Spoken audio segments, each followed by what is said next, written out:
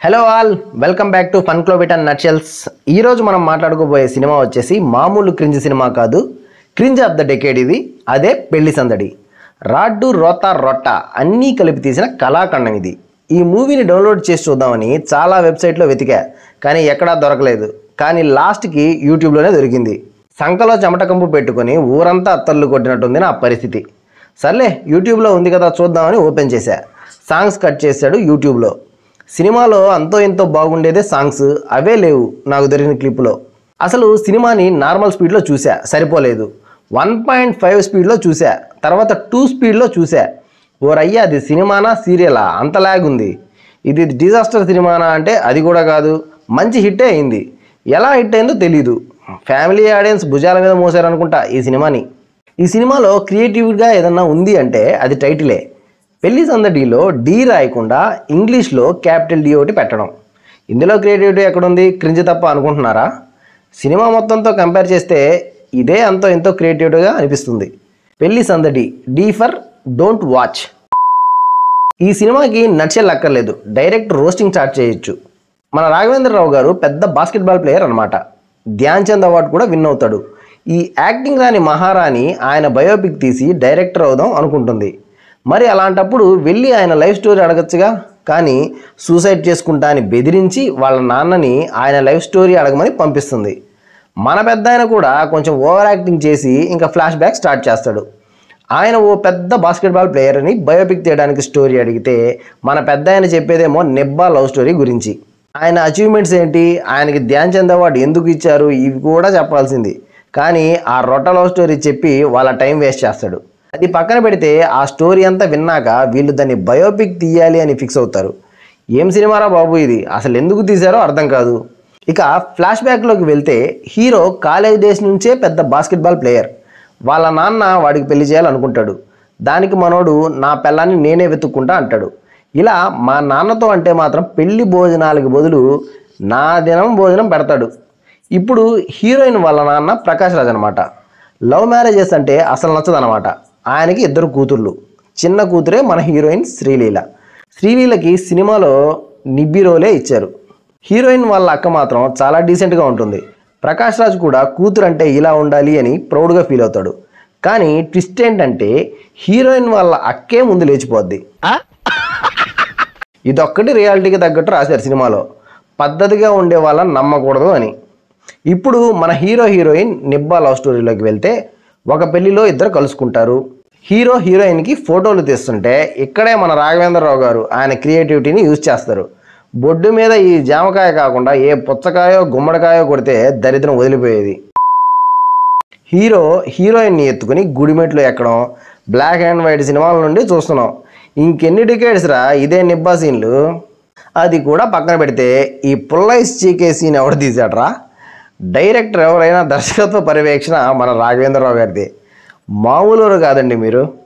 సినిమాలో ఎంత double meaning scenes ఉంటాయంటే హీరో మీద పడగానే 2 కొబ్బరి బొండాలు బకెట్లో పడే షాట్ చూపిస్తారు. ఏంట్రా మీ ఉద్దేశం? మీరు ఏ మీనింగ్తో ఏ షాట్లు పెడుతున్నారో మాకు తెలుసు. అయినా ఈ ప్రపోజల్ సీన్ ఏంట్రా? ప్రపోజ్ చేయకుండా విల్ పవరు డెస్టినీ అని ఎదవసోది పెడతారు. హీరోయిన్ ఏమో నేను అత్తాపత్తా లేకుండా వెళ్ళిపోతా, 1 వీక్లో నేను ఎక్కడున్నానో కనిపెట్టి అప్పుడు నాకు ప్రపోజ్ చేయ అంటది. అంటే ఏంటి, ఇప్పుడు నీ కోసం స్టేట్ మొత్తం దేక్కుంటూ తిరగాల? నువ్వు ఎప్పుడు ఏ ట్రైన్ పట్టుకుని తిరుగుతావో ఎవరికి తెలుసు, కానీ హీరోకి తెలుసు. హీరోయిన్ని వెతుక్కుంటూ రైల్వే స్టేషన్లో కూర్చుంటాడు. అంటే దాని అర్థం ఏంటి? హీరోయిన్ కాలేజీలో క్యాంటీన్లో దొరకదు, కానీ ఏదో ఒక ట్రైన్లో మాత్రం పక్కా దొరుకుతుందనే కదా. అనుకున్నట్టే హీరోయిన్ ట్రైన్లోనే దొరుకుతుంది.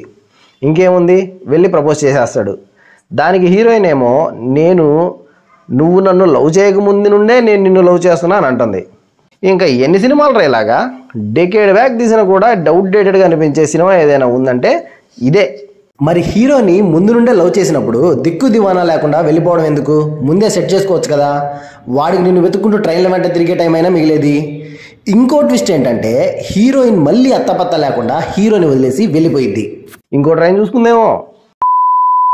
ఈ హీరోగాడు ఎంత నిబ్బాగాడంటే పెళ్లిలో కలిసి నిబ్బా శపథాలన్నీ చేసేసి హీరోయిన్ పేరు కూడా తెలుసుకోడు. పోనీలే ట్రైన్లో కనపడింది, ప్రపోజ్ కూడా చేసుకున్నారు, మరి మొబైల్ నెంబర్ అయినా తీసుకోవాలి కదా. లేదు, మాకు అంత తెలివి ఎక్కడిది, మేము ఊరికే చున్నీలు ఎగరేసి సహస్రాన్ని అరుస్తాం అంతే. ఏదో వీడు అరిస్తే హీరోయిన్ గెంతుకుంటూ వచ్చేస్తా అన్నట్టు. ఈ లవ్ స్టోరీ కాస్త పక్కన పెడితే ఆ బాస్కెట్బాల్ టోర్నమెంట్లో సీన్ అయితే వామ్మో దండంరా బాబు. ఆ బొక్కలో టోర్నమెంట్ మీద ఆపోజిట్ టీం కోచ్ బెట్టింగ్ వేయడం ఏందో, ఎలాగైనా చీటింగ్ చేసైనా తన టీం విన్ అవ్వాలి అనుకోవడం ఏందో. అది ఏమైనా ఒలింపిక్స్ సారా ఎంత ఎలివేషన్స్ ఇస్తున్నారు. అయినా మన హీరో పెద్ద బాస్కెట్బాల్ ప్లేయర్ కదా, గెలిపిస్తాడు అనుకోండి కష్టపడి. ఇప్పుడు హీరోయిన్ స్టోరీకి వచ్చేస్తే హీరోయిన్ వాళ్ళ అక్క ఆల్రెడీ ఎవరితోనో లేచిపోతుంది కదా, ఆ లేపుకెళ్ళినోడు వదిలేస్తాడు అనమాట. అందుకే ఎవరితో పడితే వాడితో లేచిపోకూడదు అని చెప్పేది. హీరోయిన్ తన అక్కని తీసుకుని ఇంటికి వెళ్తుంది, కానీ వాళ్ళ నాన్న ఒప్పుకోడు. దానికి హీరోయిన్ లవ్ లేదు బొక్క లేదు, మీరు ఎవరిని పెళ్లి చేసుకోమంటే వాడినే చేసుకుంటా అంటే అప్పుడు అక్కని ఇంట్లోకి అలౌ చేసి హీరోయిన్కి ఎంగేజ్మెంట్ చేసేస్తాడు ప్రకాష్ రాజ్. మన హీరో ఇప్పుడు హీరో చేసే పనులు చేయాలిగా, కాబట్టి హీరోయిన్ వల్ల అక్కని మోసం చేసి వదిలేసిన వాడిని 2 దెబ్బలు కొట్టి మళ్ళీ ఇద్దరిని కలిపి హీరోయిన్ దగ్గర మార్కులు కొట్టేస్తాడు. ఇంకా నెక్స్ట్ స్టెప్ ఏంటి, పేరెంట్స్తో కలిసి పెళ్లి సంబంధం కోసం హీరోయిన్ వాళ్ళ ఇంటికి వెళ్తారు. వీడో నెబ్బగాడు, వీడికి నేను పిల్లనేమోనో అని ప్రకాష్ రాజ్ చెప్పేస్తాడు. ఇంత చెప్పినోడు హీరోని బయటికి గెంటేయచ్చుగా, కానీ అరగంట సొల్లు వాగుతాడు. నెక్స్ట్ డే హీరోకి బాస్కెట్బాల్ గేమ్ ఉంటుంది. అదే టైంకి హీరోయిన్కి పెళ్లి ఫిక్స్ చేస్తాడు ప్రకాష్ రాజ్. ఇప్పుడు హీరో ఏం చేయాలి, గేమ్ తొందరగా ఫినిష్ చేసి వచ్చి హీరోయిన్ పెళ్లి నాపాలి. కానీ ఈ బెట్టింగ్ వేసిన కోచ్ ఉన్నాడుగా ఆపోజిట్ టీంకి, వీడు హీరోని ఆడకుండా చేస్తే చాలు మనం గెలిచేయచ్చు అనుకుంటాడు. ఒక ప్లేయర్కి ఈ వయాగ్రా టాబ్లెట్లు ఇచ్చి అది పొడి చేసి హీరో కళ్ళల్లో వేయి అంటాడు. వాడు మ్యాచ్ మధ్యలో అందరూ చూస్తుండగానే హీరో కళ్ళల్లో వేసేస్తాడు. హీరోకి కళ్ళు మండిపోతాయి. తర్వాత గేమ్ అంతా ఫోకస్తో ఆడలేకపోతాడు. అది కాదండి, చుట్టూ అంతమంది జనాలు ఉన్నారు కదా, అందరూ ఇర్నా కొడుకులా, ఒకడికి కూడా కనిపించలేదా వాడు కంట్లో పొడి కొట్టడం. ఇప్పుడు హీరో ఏం చేస్తాడు, ఏం లేదు ఫేస్ వాష్ చేసుకుని మళ్ళీ మంచిగా గేమ్ ఆడి గెలిపిస్తాడు.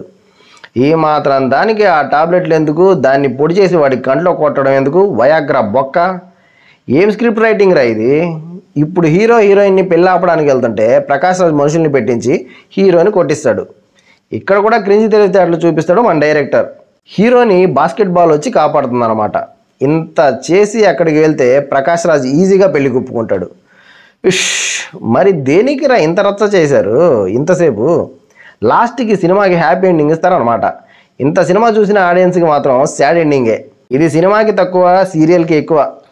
సర్లే, ఇంకా వీడియో ఇక్కడితో ఆపేద్దాం. మళ్ళీ నెక్స్ట్ వీడియోలో కలుద్దాం. నేను మీ అభిషేక్, సైనింగ్ ఆఫ్.